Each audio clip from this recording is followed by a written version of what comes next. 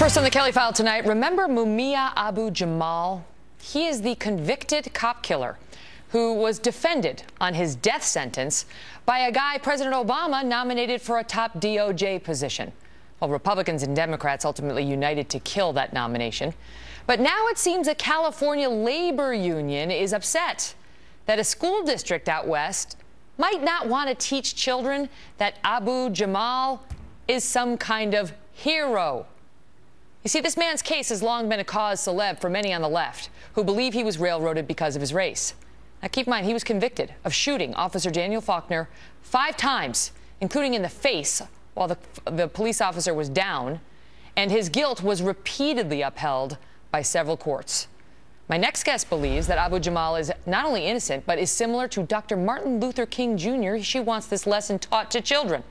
Joanna Fernandez is a history professor and one of the coordinators for the campaign to bring Mumia home. Ma'am, it's good to see you tonight. And so he was convicted. His guilt was upheld repeatedly, even though his death sentence was overturned. So the courts gave him a fair shot. Why on earth would you want to see children taught that this man is in any way like Dr. Martin Luther King? Well, I think it's important to note that the racially coded language that's used in the media to describe Mumia Abu-Jamal, like a convicted cop killer, thug, militant, these words essentially stand in the way of really exploring what happened in this case. Well, thug and militant are two descriptive terms, but convicted cop killer is factual. Well, I think that the reason why the facts of this case haven't come to light is because of the influence of the Fraternal Order of Police on the prosecution, the judge, and the jury during this case. Let me give you a sense of one of the most important facts about this case. There was a 4th person at the scene of the crime who was identified as the shooter by 4 witnesses. That person was seen running away from the scene of the crime and was identified as the shooter, but the presence of the 4th person on the scene of the crime was suppressed by the prosecution and by the judge. All right, but let me set the record straight on that, because that argument was raised before a judge who examined the record and rejected it out of hand. Moreover, the weapon that killed Officer Faulkner was found on Mumia. Moreover, several witnesses testified they saw him shoot Officer Faulkner 5 times. Moreover, they testified at trial they heard him confess to it and refer to police in very derogatory terms. The evidence was there. A jury of his peers heard him and convicted him, including 10 white jurors and 2 black jurors, and that conviction was upheld repeatedly. Even though, if I accept everything you said, there's at a minimum controversy over the man. Why would you want students being taught that he has anything in common with MLK?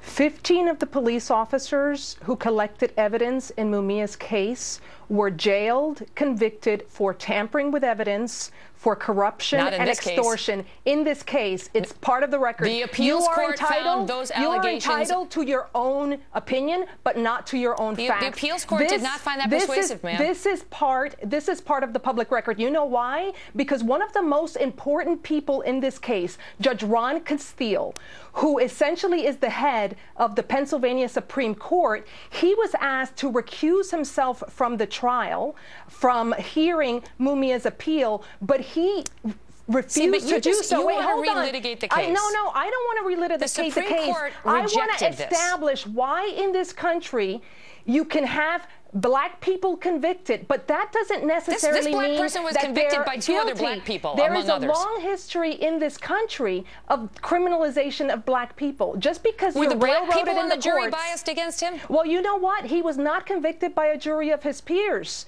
40% of the people in Philadelphia are black. But so there weren't enough black people on the jury. There weren't enough blacks in the jury. But let me finish the story about Ron Castile, because this is probably one of the most important. I'd like to just this stick is on one topic. of the most important issues in this case, which will explain why he hasn't been granted relief in the appellate process. I would like you to talk about the school district. This is an issue. I'm trying to get us past the facts of the case, which I think we've shown the viewers are disputed. Understanding why the court system has failed please, Mumia, I beg of you, because I have a short time. but please so many answer other the question people. about why any student should hear this man compared in any serious tone to Dr. Martin Luther King, who was against violence. You know what?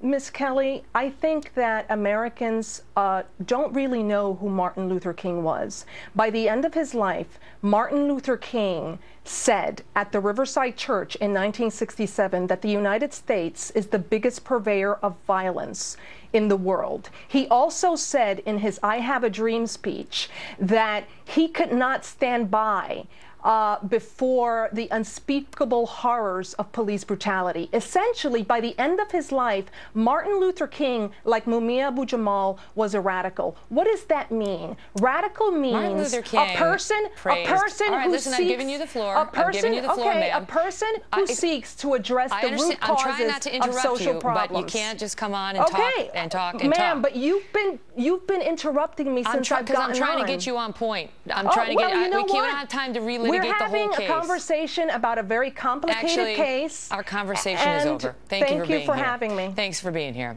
We've got Jason Riley to respond to this. Are we going to go to him now? Or are we going to do him after the break?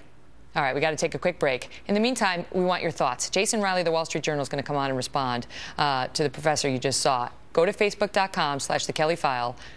Follow me on Twitter, because I'm going to check my Twitter feed during the break. Let me know what you think. @Megyn Kelly. Jason's next.